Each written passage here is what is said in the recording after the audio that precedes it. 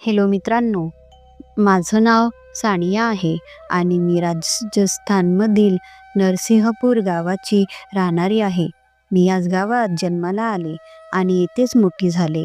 माझे वय 19 वर्ष आहे आणि मी 12वीत शिकते. अभ्यासात मी नेहमीच हुशार राहिले आहे. माझं स्वप्न आहे की मी खूप शिकून डॉक्टर व्हावे आणि माझ्या गावातील लोकांची सेवा करावी. मला नेहमी वाटायचं की अभ्यासच माझं आयुष्य बदलू शकतो, म्हणून मी अभ्यासाबाबत खूप गंभीर आहे. आमच्या कुटुंबात एकूण 4 जण आहेत. मी, माझे आई-वडील आणि माझा धाकटा भाऊ आरिफ. माझे वडील रामप्रसाद हे गावातील सर्वात मेहनती शेतकरी आहेत. ते सकाळपासून रात्रीपर्यंत शेतात काम करतात. त्यांचं स्वप्न आहे की मी आणि माझा भाऊ खूप शिकावे आणि एक दिवस मोठं नाम कमवावे. माझी आई शारदा घर सांभाळते आणि शेतातही वडिलांना मदत करते. तिचा स्वभाव खूप साधा आहे. आमच्याकडे जास्त पैसे नाहीत, पण आम्हाला कधीही कशाची कमतरता जाणवली नाही. मी दिसायला साधी आहे, पण लोक म्हणतात की माझ्या मोठ्या मोठ्या डोळ्यांमुळे आणि लांब घनदाट केसांमुळे माझे सौंदर्य वाढतं. तसंच माझ्या शरीराची बनावट, भरदार आकृती यामुळे माझं सौंदर्य आणखी 4 चांद लावतं. पण मला माझ्या लूकपेक्षा माझ्या अभ्यासाची आणि स्वप्नांची जास्त काळजी आहे. मला नेहमी वाटतं की जर मी मेहनत केली तर मी माझ्या कुटुंबियाचं आणि गावाचं नाव उज्ज्वल करू शकते. गावातील इतर मुलींप्रमाणे मला घराचं काम करायलाही आवडतं. सर्व काही चांगलं चाललं होतं, पण 3 महिन्यापूर्वी माझ्या आयुष्यात एक वळण आला ज्याने मला आतूनच तुकडे करून टाकलं. माझ्या आईचा धाकटा भाऊ रघुनाथ मामा आमच्या घरी आला. आईने सांगितलं की रघुनाथ जयपूरला राहायचा, पण सध्या बेरोजगार आहे आणि आपल्या कामामुळं आणि आयुष्यामुळं हैराण होऊन गावी आला आहे. मामांची वय 35 वर्ष होती आणि ते दिसायला साधे होते. पातळ शरीर, बिखरलेले केस आणि डोळ्यात एक विचित्र चमक. त्यांचा चेहरा जितका साधा होता तितके त्यांचे डोळे असामान्य होते. मला त्यांची उपस्थिती सुरुवातीपासूनच विचित्र वाटायची, पण मी ती दुर्लक्ष केली.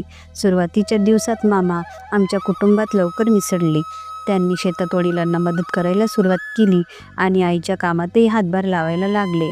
ते अनेकदा माझ्याजवळ बसून गप्पा मारायचे आणि माझ्या अभ्यासाबद्दल विचारायचे. मामा मला म्हणायचे, सानिया तू खूप हुशार आहेस. जर तू शहरात शिकली असती तर तुला खूप पुढे जाण्याच्या संधी मिळाल्या असत्या. त्यांच्या बोलण्यात गोडवा होता आणि मी विचार केला की ते खरंच माझी मदत करू इच्छितात. माझ्या आयुष्यात सर्व काही सामान्य चाललं होतं. मला वाटायचं की जग खूप सुंदर आहे आणि प्रत्येकजण आपल्याशी चांगलंच वागेल. मी माझ्या स्वप्नांबद्दल उत्साहित होते, पण मामा रघुनाथ आमच्या घरी आल्यानंतर सर्व काही बदललं. त्या घटनेने माझ्या निष्पापता हिरावून घेतली आणि मला शिकवलं की प्रत्येक माणूस जसा दिसतो तसा नसतो. माझे गाव, माझं आयुष्य आणि माझं कुटुंब सर्व काही बदललं. सर्व काही ठीक चाललं होतं, पण काही आठवड्यानंतर मला जाणवलं की मामाचं वागणं हळूहळू बदलू लागलं. जेव्हा जेव्हा मी घरी एकटीच असायचे तेव्हा ते माझ्याजवळ येऊन बसायचे आणि मला विचित्र नजरेनं पाहायचे. एक दिवस जेव्हा मी माझ्या खोलीत अभ्यास करत होते तेव्हा मामा आले आणि म्हणाले, तुझे केस खूप सुंदर आहेत, त्यांची काळजी घ्यायला हवी. शहरातील मुली तुझ्यासारख्या केसांसाठी हजारो रुपये खर्च करतात. त्यांच्या या बोलण्यावर मी हलकेच हसून धन्यवाद म्हटलं, पण आतून मला विचित्र वाटलं. जेव्हा जेव्हा मामा माझ्याजवळ यायचे तेव्हा ते माझ्याबद्दल आपुलकी दाखवण्याचा प्रयत्न करायचे. सानिया, तू आता मोठी झाली आहेस, किती सुंदर दिसतेस. आता तुझे हसणे तर शहरातील एखाद्या हिरोईनसारखं आहे. मी याला सामान्य समजून हसत म्हणाले, अरे मामा, तुम्हीही ना फक्त मजाक करता. मी म्हणाले, मी अशी तशी नाही, फक्त अभ्यासावर लक्ष केंद्रित करते. त्यांच्या बोलण्यात गोडवा होता, पण त्याच्या नजरा मला अस्वस्थ करत होत्या. ही पहिल्यांदाच होती जेव्हा मला त्यांच्यापासून भीती वाटू लागली. एक रात्र जेव्हा सर्वजण झोपले होते तेव्हा मामा खिडकीजवळ आले. खिडकीवर त्यांची सावली दिसून मी घाबरले. मी आवाज केला, कोण आहे? त्यांनी हळूच उत्तर दिले, मी आहे तुझा मामा. फक्त बघत होतो की सर्व ठीक आहे की नाही. मी रागाने विचारले, तुम्हाला रात्रीच्या या वेळी इथे येण्याची काय गरज होती? मामा म्हणाले, अरे सानिया, मी तर फक्त तुझ्याशी बोलायला आलो होतो. तुझ्यासारख्या एकट्या मुलीला तर घाबरतात ना. मी म्हणाले, मामा, मला कुणाचीही भीती वाटत नाही आणि तुमचीही नाही. आता इथून जा, मी कठोरपणे सांगितले. यानंतर मामा मला वारंवार त्रास देऊ लागले. ते कधी माझ्या पुस्तकांना हात लावायचे, तर कधी माझं लक्ष विचलित करण्यासाठी विचित्र गोष्टी बोलायचे. एक दिवस जेव्हा मी खोलीत अभ्यास करत होते, तेव्हा मामा आत आले. त्यांनी विचारलं, सानिया, काय शिकतेस? त्यांनी माझं पुस्तक उचलून पाहिलं. मी म्हणाले, अभ्यास करते. मामा, तुम्हाला काही हवंय का? ते म्हणाले, तुला बघून असं वाटतं की तुझी स्वप्न खूप मोठी आहे, पण स्वप्न पूर्ण करण्यासाठी सौंदर्यही असणं गरजेचं आहे. मी म्हणाले, मामा, मला अभ्यासावर लक्ष द्यायचं आहे, कृपया बाहेर जा. काही दिवसानंतर मामा मला एका कोपऱ्यात बोलावलं. सानिया, मला तुझ्याशी काही बोलायचं आहे. मी सरळ विचारलं, काय आहे? ते म्हणाले, मी तुझ्या फोनमध्ये काही मेसेज पाहिले आहेत. जर तू माझी ऐकली नाहीस तर मी सर्वांना सांगून टाकीन की तू एखाद्या मुलाशी बोलतेस.